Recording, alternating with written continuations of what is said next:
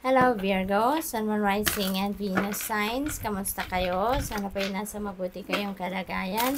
Welcome back po sa Star Tarot. Kung bago kayo dito, welcome din kayo. Thank you sa inyong support. I truly appreciate it. God bless you all, Virgo. Pauna mensahe ninyo, 8 of Cups. Ayan. So, meron kayong iiwanan sitwasyon dito. Something that doesn't serve your highest good anymore. So, kung ano man ito, alam ninyong there's nothing there for you anymore, no? Wala na kayong maibibigay sa sitwasyon na yan. Wala na rin kayong makukuha out of that situation. So, it's time to go. No, it's time to go. Which is really good kasi kung saan kayo papunta rito, yung next card or next na step nito is the 9 of Cups, which is happiness, fulfillment of wishes, no? Masayang vibe ang pupuntahan ninyo rito. Kaya good luck. Good luck, Virgo. We have Page of Pentacles. Meron mga balitang paparating. This is an exciting news, good news. Dahil related dito sa inyong kaperahang aspeto. Pagkukuhanan ninyo ng pera, di ba? Source of income, trabaho, career, business, or baka mga bilihan ng property or bentahan ng property, yung gano'n. So, related ito sa pagkakaperahan ninyo. 4 of Pentacles. Ayan. So, controlling of your money. Maaring, din kayo ngayon, Virgo, laging may imbalance pagdating sa pera. Laging merong yung parang mismanaging of your money siguro kasi nga baka hindi kayo nagbabudget or baka hindi kayo sumusunod sa inyong budget plan. So financial discipline is important, no, Virgo? Yan ang papairalin ninyo sa ngayon. We have Page of Swords. Ayan, news coming your way. May mga balitang paparating. Merong mga impormasyon, no, na paparating sa inyo na maaaring makakatulong sa inyo na magkaroon kayo ng kalinawan sa inyong isipan, no, Virgo? Probably then may chismis dyan. Meron chismis na marireceive kayo dito, Virgo. Kaya bahala kayo.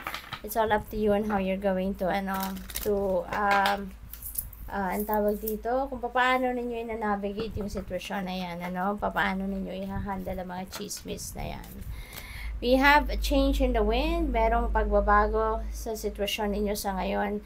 Baka meron na kayong konkretong plano for a certain thing or certain activity sa buhay ninyo. And you're going to change suddenly. No? Baka magbabago kayo ng direksyon.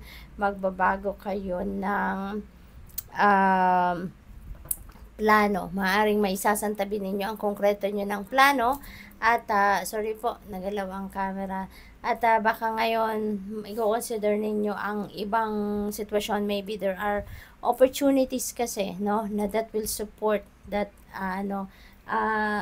ibang sitwasyon naman na naisipan ninyong gawin or pagtuunan ng pansin, no? So, that could be also relocation. Yun na napipick up ko dyan. Baka meron change of trabaho, change of career, change of place of residence, yung ganon. What else? We have chaos and conflict. Ayan. So, feeling ko, hindi ito conflict with another person or a group of people, but this is internal conflict. Siguro, dahil mayroon nga kayong mga pagbabagong gagawin, baka naguluhan kayo sa ngayon. Baka merong confusion din, no, na nararanasan kayo. Kaya parang magulo ang isip ninyo sa ngayon. Maaring yung pagbabagong ito, something na hindi ninyo mapigilan or hindi ninyo mahindian, kaya siguro naguguluhan kayo. Kasi baka may mga bagong pagkakataon na papasok dito and that will require you to change your mind or it will push you to change your mind. Kaya may gulo, may internal conflict kayo. There is synchronicity rito, number 33. That is a master number 33. So I suggest you please look up for the meaning of master number 33 for more guidance. We have number 45, time to go. It's time to go, no? Talagang aalis kayo, iiwanan nyo talaga ang sitwasyon na yan because you know, no? Sa sarili ninyo, alam ninyo na mas marami pang magagandang bagay, magagandang sitwasyon na mapupuntahan kayo other than kung nasaan kayo sa ngayon. Kaya, magdedesisyon kayo. It's about time na to change the path that you are walking on. Ito na ang panahon para baguhin mo na ang sitwasyon sa buhay ninyo sa kung anumang parte. Kaya, go for it. We have Ice King. Ayan, boss, entrepreneur. Siguro kayo, magiging negosyante na kayo sa ngayon, Virgo. Maybe, you're going to walk away from your 9 to 5 regular job and you are becoming an entrepreneur, no? So, posibleng change of career path ito na mangyayari for some of you. Maybe you're going to decide to be your own boss, no? At magiging negosyante kayo. We have long distance. Ayan. So, maaaring yung negosyo na to could be a long distance one. So, siguro, mag-expand kayo, no? Somewhere, maaring hindi rito, maaring abroad, or maaring sa ibang lugar kayo mag-i-invest, something like that. Possible then na this is linked sa karelasyon ninyo. Baka nasa malayong lugar, baka foreigner ito, karelasyon ninyo, or baka meron nandiligaw pa lang sa inyo, no, na foreigner, something like that. What else? We have mature woman. Ayan. So, siguro, you are going to be dealing with a mature woman at this time. Okay? So, whoever this mature woman is, sa buhay ninyo, baka, sa ngayon, this is going to play significant role sa buhay ninyo. Maring magkakaroon siya ng malaking epekto, no?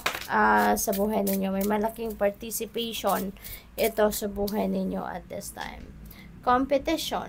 Ayan. So, siguro, sa trabaho to, career, maaring malaki, mataas ang competition ninyo dyan. Kaya, maaari din na isa din yan sa pinag-iisipan ninyong,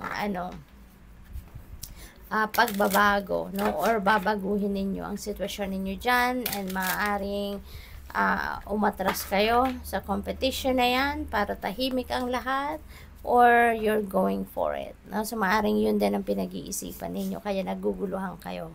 Shopping. Panahon na ngayon, Virgo, for shopping kasi nga malapit na ang Pasko, 'di ba? Kaya maaaring kayo ay mag-shopping for gifts.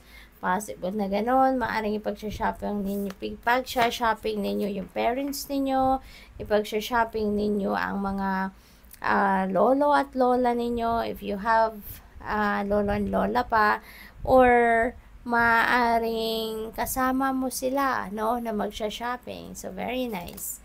Job offer, ayan, so may competition, may rivalry dito sa posisyon sa trabaho, and look at this. Baka kayo ang mabibigyan ng posisyon na yan.